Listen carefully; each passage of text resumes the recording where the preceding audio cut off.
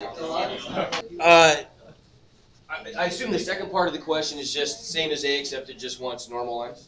Yeah. Okay. So find the lines that are tangent and normal to this curve. Does that seem a little, is that a little out of focus? Oh, it's good enough for today. I'll fix it. Maybe I'll fix it over correctly. Okay, so what do we do then? If we want to find a tangent line, now we've gone through one like this. What's our, kind of just think backwards on this a little bit.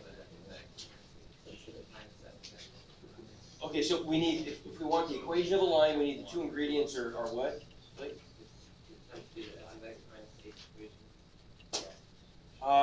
Right, okay, we're going to do the derivative. Right, so we want the derivative because that's going to give us the slope, right? We need the slope of the line, and we need a point, and then we can put that information together and make the equation of a line. So here's our original function. Now, it pains me to go through another one of these because I'm going to give you the shortcut today, and you're going to love it. We're going to get a shortcut for doing power rule derivatives like this. Instead of taking 10 minutes for each one, it's going to take you like 10 seconds for each one, which makes it a lot nicer. But we'll go through. I see some applause. You're going to like that one. We'll go through one more of these though. How about? So if we've got y equals negative 2x cubed, then the derivative y prime equals limit of what? Let's start with the basic. What's our general formula? We'll plug in.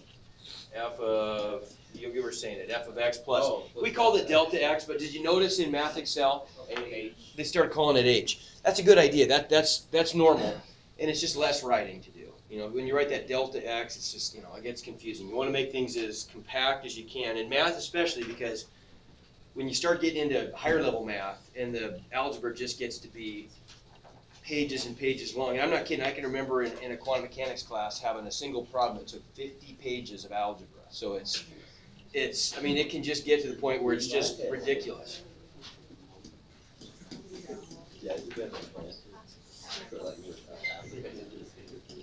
So needless to say, you want to make that as easy to read and as compact and concise as possible, because if it gets all jumbled up and messy and you got extra symbols in there, it just gets to be really cryptic looking.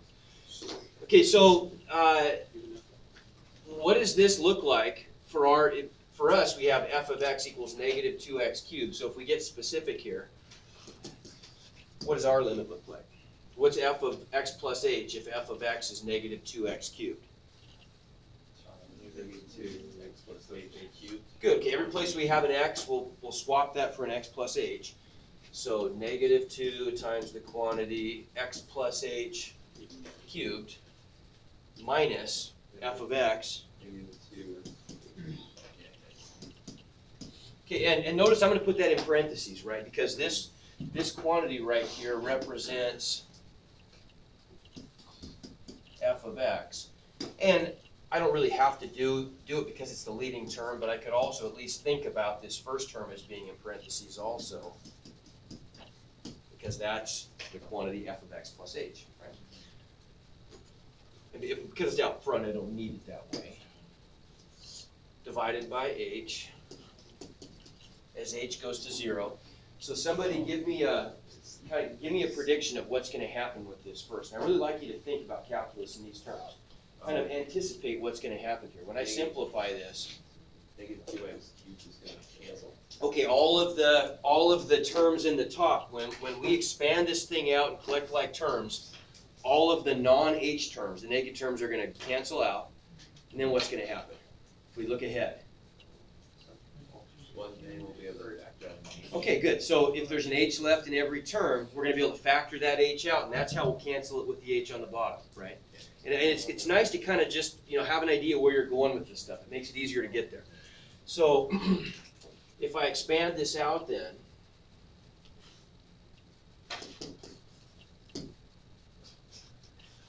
one thing I could do that'd be kind of nice. What about those 2's, those negative 2's? Sure. Why can't I just factor those out, right? Those are not being taken to any power, are they? Those are just coefficients. I've got negative 2 times all that stuff, and I've got negative 2 times that term. right? So why not just pull that -2 out front, and I could even, if I want to, pull it out in front of the whole limit, right? Because the limit's only acting on h's. Does that make sense? Okay? And that's good form. Let's do that. Just makes things a little... The part that is being active here, that we're doing algebra on, then we're trimming that down, which is good. Good thing to do.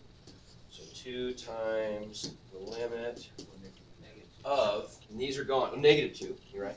We'll get rid of those guys. They've been factored out. Now, what's this going to be? The quantity x plus h cubed. Can anybody see if you can remember how you factor out a cube? Yes, sir. X cubed, and then x plus x squared h. Okay. Let me know what the coefficient is. 3. Okay, good. Sorry. That's right. Plus 3x h squared Good. plus h squared.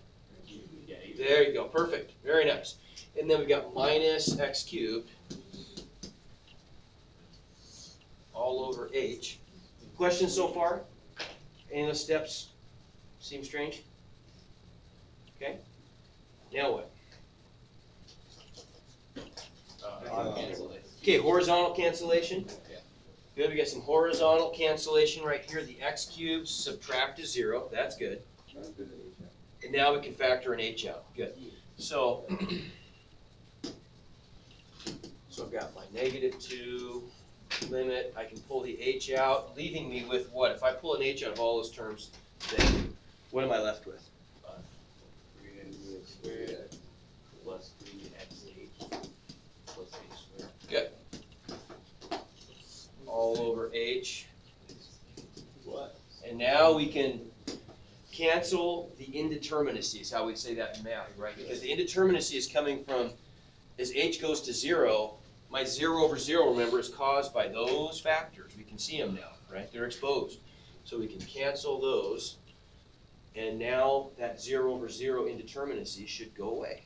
If we let h go to 0, if we take the limit, evaluate the limit, all the terms with h's, as you know, are going to go to 0. And the only thing I've got left is that guy, right? But I've still got that -2 out front. So then I end up with an answer, whoops, come on, of -2 times 3x squared, which is -6x squared. Okay, so now that's the hard part. Now we've done the calculus, and now we're just going to analyze the function using the results of our calculus. So let's write this on the next page. Let's summarize what we did.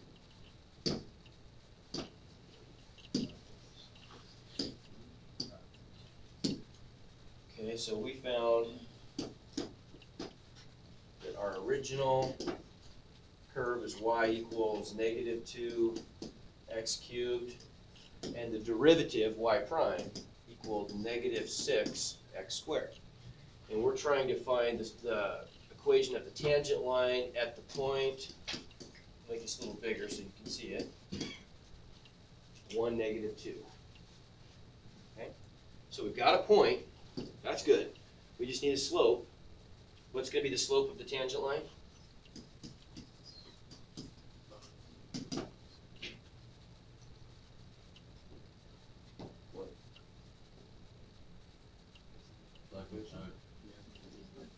Yeah. Say it again. Yeah. Okay. That's now. This is the derivative function, right? Now think what the derivative function does. Remind yourself. The derivative function's job is to tell you the slope of the curve, meaning the slope of a tangent to the curve. Same thing for any value of x that I input, right? Now in this case, we have a specific value of x. We're looking for the tangent line at the point x equals 1, y equals -2. So what are we substituting? Yeah, substituting 1 for x. Is it weird that we're not substituting the -2 anywhere? No, it's not. It turns out that that 2 is, for reasons that we'll talk about over the next week or so, that -2 for the y value is really irrelevant. The function could be boosted up or down vertically, and it's not going to change the shape of the curve, right? That's what we're going to decide. And we'll talk more about that later. So if we plug in this 1 right there, we just get an answer of -6 times 1 squared, which is -6. So there's our slope. And now it's just a matter of cranking out a line. We got a slope of -6. Here's our point. And so walk me through that. What do I do if I want to make it look like this? I know M. I just need to know B, right? Put in Y. Yeah, plug everything in, right? I can plug in the values of X and Y and M and solve for B. So -2 equals -6 times 1 plus B. So what's that make B? 4, okay. So then Y equals -6x plus 4 is our tangent line. Now, the normal line, there's very little more to do to get the normal line because we've already done all the heavy lifting here. We've done the derivative. You know, all we got to do is essentially this last step with one slight tweak. What's that going to be? Okay, so the normal line, by definition, that's what normal means, perpendicular. So what does that change about our slope? Okay, so instead of the slope being -6, the perpendicular slope is 1/6, right? So all we got to do now is plug the same stuff back into y equals mx plus b, but instead of plugging -6 in for m, we're just plugging 1/6 in. Okay. That make sense? So if we wanted to solve for b, we would just, we're just going to do this. That was -2? Yeah.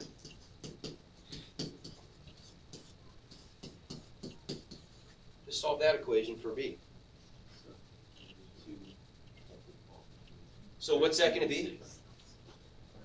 -2 and a 6, so what is that? 13/6. Good. So b is -13/6 this time. Good. Okay. Yeah, question was asked about, any questions on that before I move on?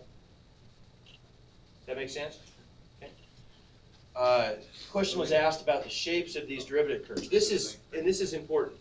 Yes. Final answer be 1/6 plus -13. So it'd be, I'm not used to that from you. So the final answer then, if that's our slope, our final answer would just look like this. It would be for the normal line, y equals 1/6 x minus 13/6. Okay. Y equals mx plus b. Okay. Okay, question was asked, good question, about how do we deal with the graph situation? And we'll do a ton of this year, but one of the goals in calculus is to be able to look at things graphically and sort of train yourself to interpret in your analysis of a function, to be able to think of it in terms of the original function, the derivative, and eventually the second derivative. We're not there yet, but we'll be there shortly.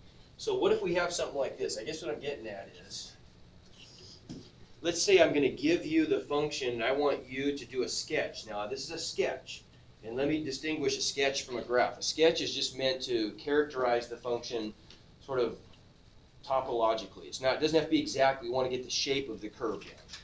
So if f of x looks like this,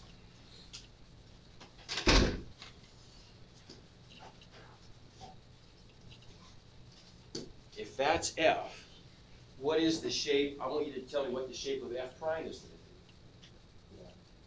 be. Okay, so I want to know, right? So the slope. And think about this in terms of those ants. As an ant is walking along this blue line, what is his slope sensor reading as he walks along? It's going to be some positive constant, right? Because the slope stays the same everywhere and it's positive, right? So then we would, if we want to graph the derivative function, it's just going to look something like that, right? Does that make sense? Okay. The red function, the derivative function, represents the slope of the blue function. So as the ant walks along, at this point right here, what's his slope sensor reading? Well, some positive constant. What's it reading right there? Oh, some positive constant, right? Okay, let's question. What if it was a negative slope? Okay, what if it was a negative slope? Let's look at one of those. It'd be below. Yeah. Okay, so if this is our original function now, if that's y, what's y prime gonna look like? It'll be. Yeah, good. It's gonna be down here. Okay. Positive. Oh, it's not negative, but constant. Right? Questions on that? Okay. How about let's make it a little trickier. Let's not make them so boring. How about if our function looks like this?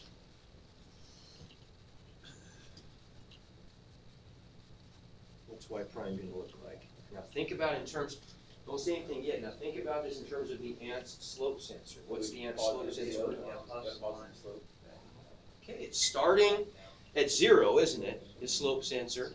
And as he walks along, what his slope sensor is really doing, remember, is just measuring the slope of those tangent lines, and those appear to be getting steeper, right? Okay, so doesn't it make sense that it would look something like that?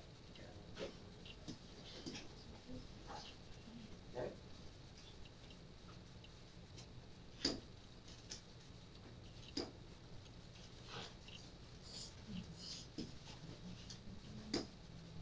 How about this one?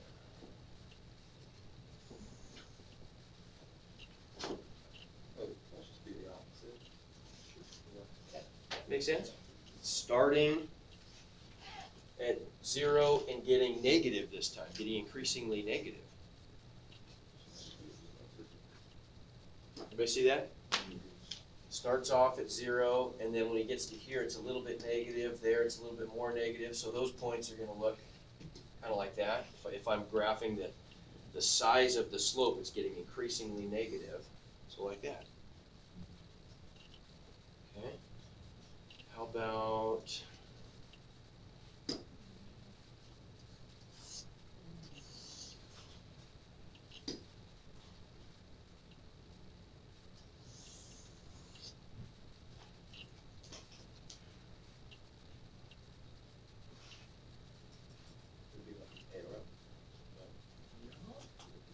The other way.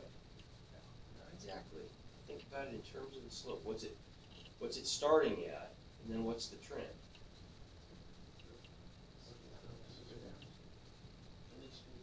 What do you think? Yeah, it starts now. Now think about what his sensor's reading. Down here, describe that slope? Large and positive? Okay, how about right here? Less, but still positive. How about right there? 0. Small, but negative. Large, but negative, right? So then we know that this point, this is an important one here, isn't it? That's the one where I know I've got a 0 of the derivative, right? Right, because that's where the slope is horizontal. But then from there, it just looks kind of like this, doesn't it? Get the idea? Okay. Let's try a little more of those.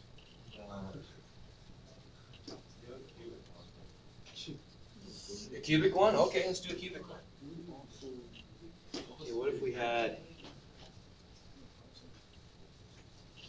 Let's do a cubic one.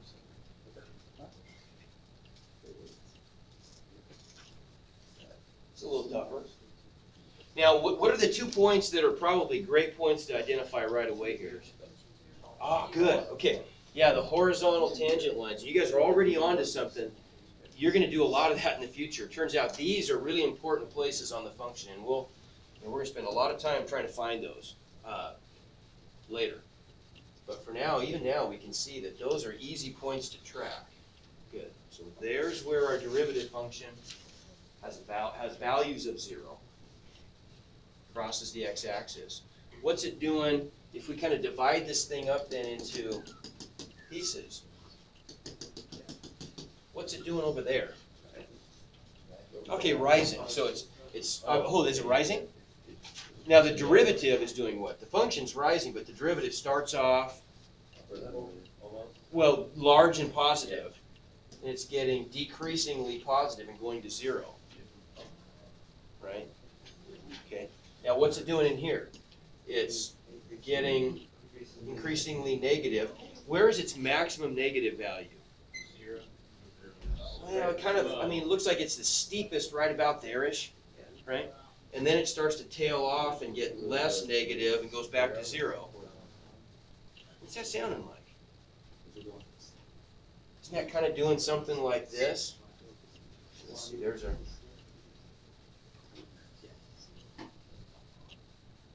Something like that? Oh. Then what about over here? Right? Okay, so now it's starting to get less negative and it goes back up to 0. And then it gets increasingly positive. How about that? Now, just I want you to try to see if you can you notice a pattern here? When we took the derivative of a quadratic function, we got a line, we got a linear function. Cubic went to quadratic. Ah, how about that? Interesting. Interesting. Interesting. Hold that thought.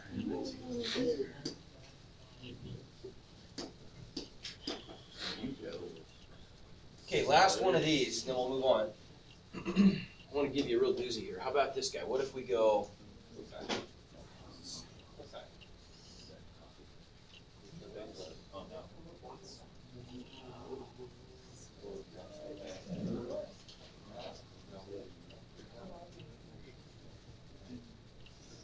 Wow.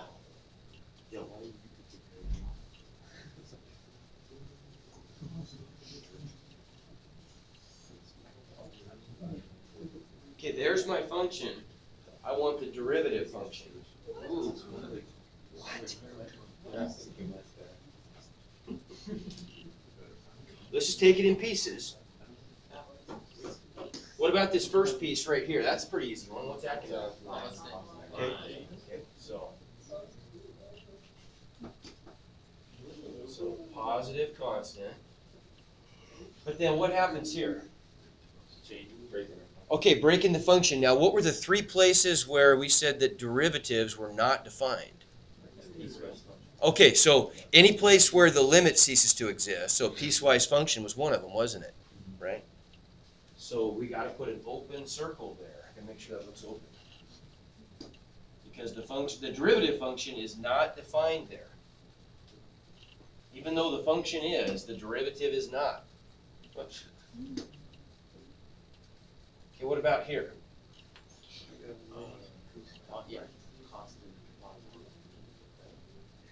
Starts at 0, right? Does that make sense? And it just gets steeper? Yeah. And then what about here? Okay. I'm gonna change this last part over here just a little bit.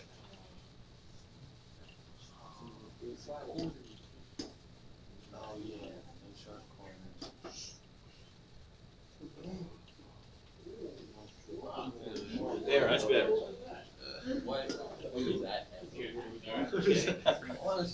Okay, so what about here then?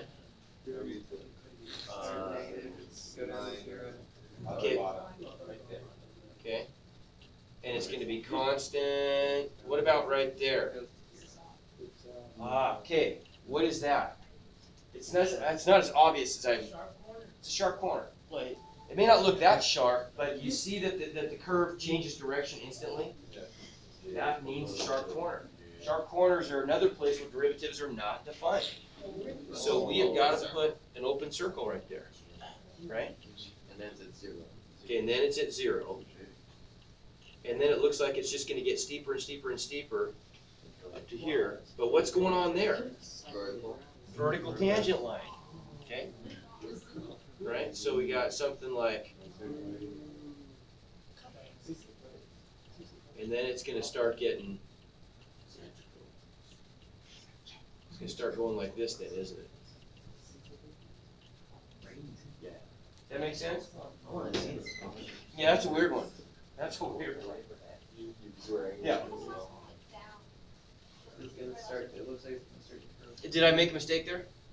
No, I just don't know. This part right here? No, the very last one that you just drew, it went down. It was like curved down. Go back. No, you're on That the one? ground. No, the last, the last red line. Oh, you drew. right here? Yeah. Because now let's look at the maybe it's wrong. Let's just check it.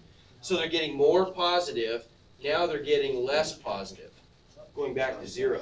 So the slopes are still, the values of the red function, the derivative, are still positive, but they're decreasing now. Does that make sense? Brandon Marshall, come to the office, Okay, please. so- Brandon Marshall, come to the office. I don't understand. Oh, you can move back, yep. I don't understand why that line down at the bottom, the negative zone, Mhm. why it's all the way down there. Well, I don't know what the, now, wouldn't you agree that as the ant, this part right here, as the ant is walking along this line, what's his slope sensor saying? It's getting even. Well, in fact, it's a negative constant, isn't it? Right, so therefore the value of the derivative function has to be negative and constant.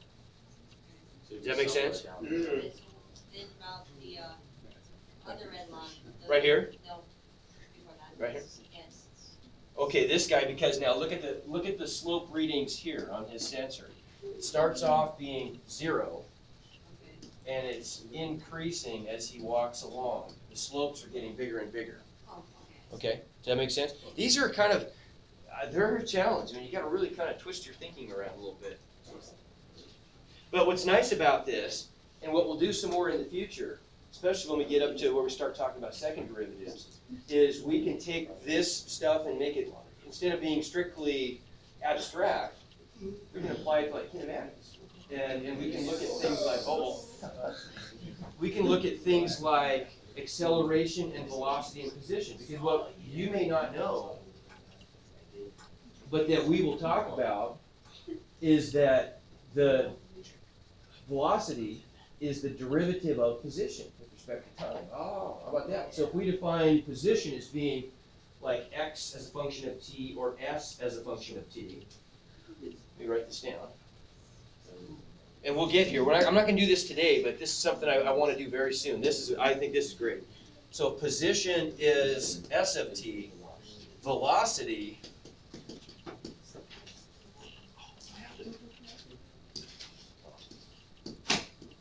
is s prime of t. How about that? And acceleration is v prime of t. So velocity, instantaneous velocity, is the derivative of the position function with respect to time. Acceleration is the derivative of the velocity function with respect to time. And we'll even say this.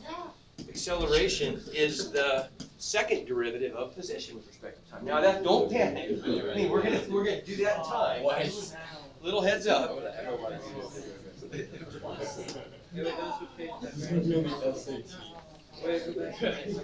Oh, sure.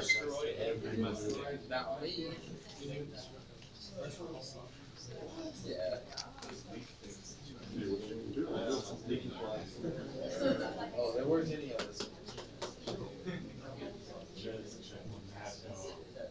Wait, what does that first one say? S of t. I know, that position, what's the C? The C was, my board wasn't working, so I was just trying to make sure it was working. I was not, scratch that off. The ink ran dry. Yeah, I don't know why.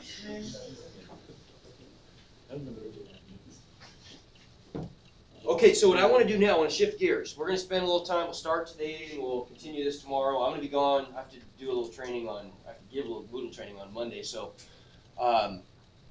you guys will be on your own, but that'll be a good work day for you on this stuff. What did you change the date of the first and second semester? I did, but if I need to change them again, I can. Let's see, what do I have? What are they? They were the 24th and 25th. Okay, I've got them. Okay, so here's our goal. Here, we're going to shift gears. Let me kind of tell you what we're going to do so this will make sense. Now what we want to do is we want to develop some shortcuts. So we don't have to go through this whole limit process every time we want to take a derivative. Well, I kind of figured one out. You think you got one figured out? So, Okay, so let's try one here. well, it was like a positive constant, subtract x squared. Okay, so what's the answer going to be for the derivative on that one? Oh, well, I don't know. Okay, but It's one. I know it for certain one. okay, so you tell, what am I writing down? Just like 6 minus x squared would be Okay. negative 2x, Yeah, that's right. and then any constant. Okay, yeah, that's good. That's good. So we're going to come up with a whole series of shortcuts. Now the first one we're going to do, and that's the one we're going to do both of those today, and then we'll move into some trig ones, and we're gonna come up with a list of about, total, something like a dozen or more of these shortcuts for derivatives that we'll just be able to use without having to go through that whole tedious limit process every time. So let's start slow. And to me, this is an important thing to do with you guys as a group because it involves a little bit of proof. And proof is, it's not, but don't let the P word scare you.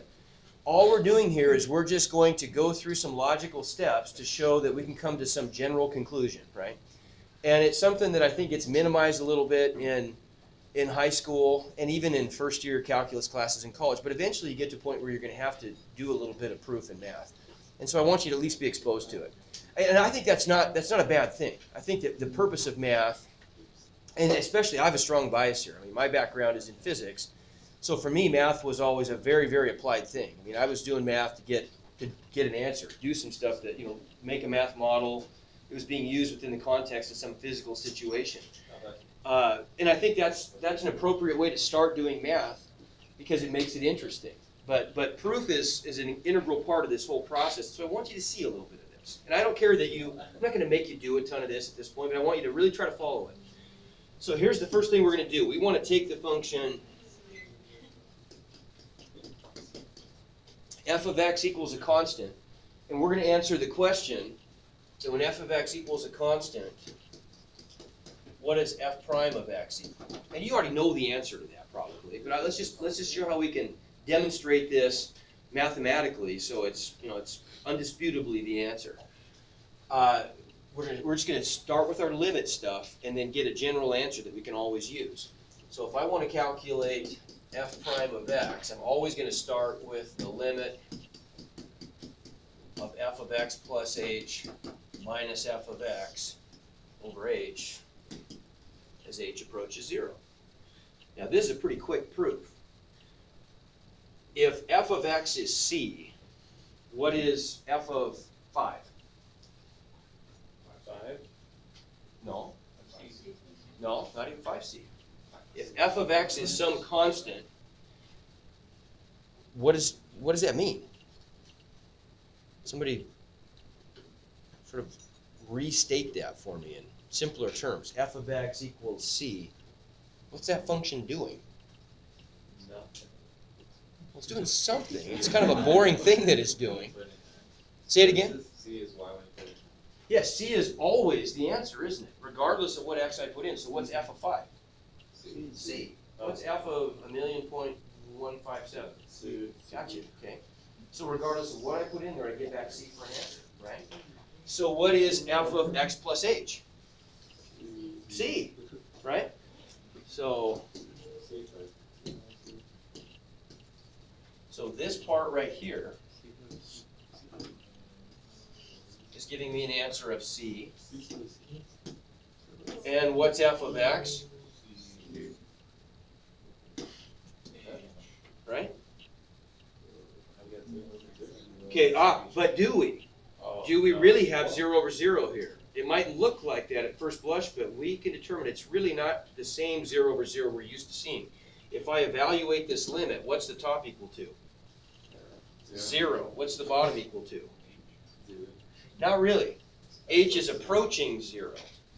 So it's, I mean, it's just a very small number. It looks like 0, but it's really not. It's really a small number, isn't it? And what's exactly 0 divided by any number, regardless of how small? 0. Aha. Okay. So then we get an answer of 0. Okay, so we know, here's our first rule, general rule we get. F prime of c is equal to 0. Okay? Or in the book, the way they say it means the same thing. They used a different notation. The derivative with respect to x, which is the same thing as f prime. Same thing, just different notation. The derivative with respect to x of c is 0.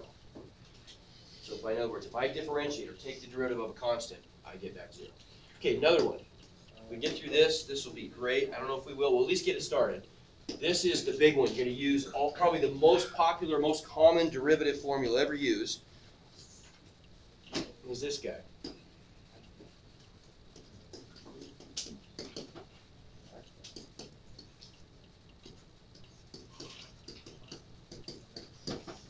Okay. All right, so let's try this one now. We'll set it up so we're going to start from the same place every time.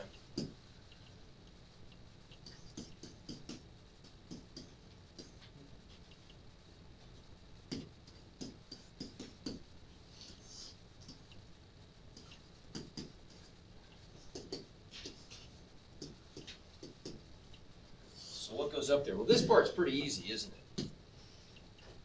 What goes in there? X to the n. We'll put that clear over here. Oops. There we go. Okay, the part that's a little harder is this part. What's that going to look like? Okay, now, x plus h to the n. Okay, so I've got the quantity x plus h to the n. Great. Okay, so what is x plus h to the n going to look like? Depends on the end. Depends on the n, doesn't it? Right? But we want this to be completely general. So we're not going to be able to write this exactly, are we? It does depend on the n. It's going to be, there is something called a binomial expansion, which you can look up in any textbook. And it's going to give you all the terms in that expansion in terms of x's and h's and n's. But we don't even really need that. We can do this even more simply than that if we just look at a trend. If I take x plus h to the n, let's model this based on Pascal's triangle that we talked about the other day, right? So x plus h to the n, if I start with Pascal's triangle, and you all knew what that was, it was just, what's the next line? 2, 1, 3, 1, 1, 4, 6, 4. Let's go one more. One. Okay, I want you to notice, now if we include,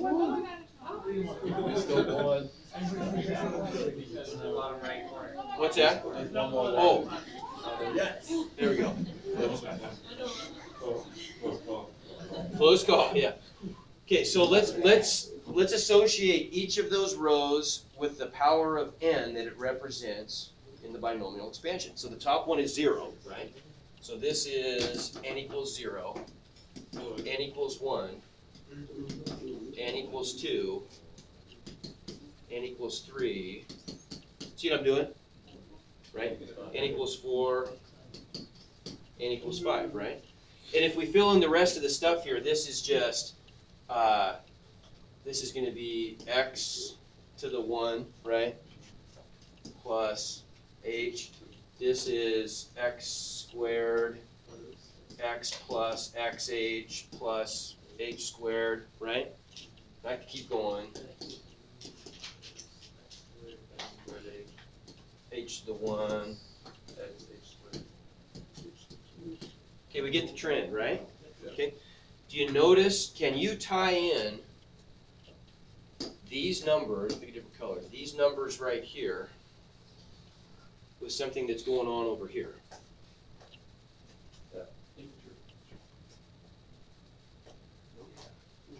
Where am I seeing a 1, 2, 3, 4, 5? Do you see, are those lined up in any configuration up there?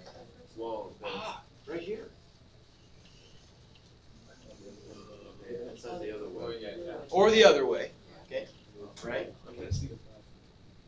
You see what's going on with that?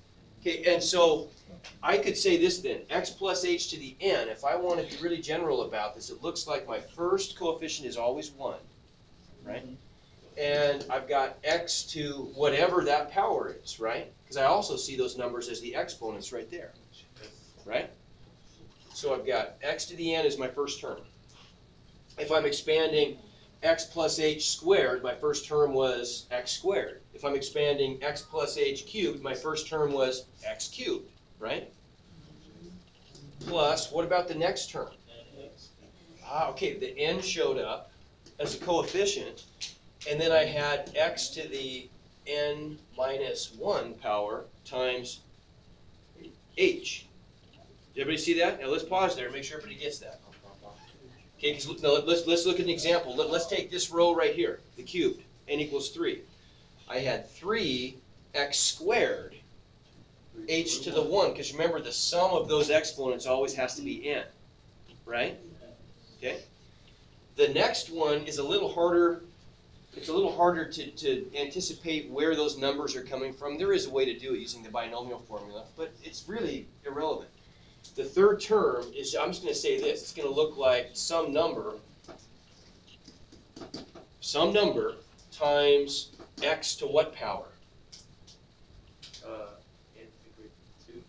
I've taken 2 away now, haven't I? Right? From my original exponent. Oops. Oh, that's right, n minus 2. And then what's h going to be? As the power of x has decreased by 2, the power of h has increased by 2. So that's going to be times, go away, go away. Is that us? Oh, okay, that's where we'll pick it up.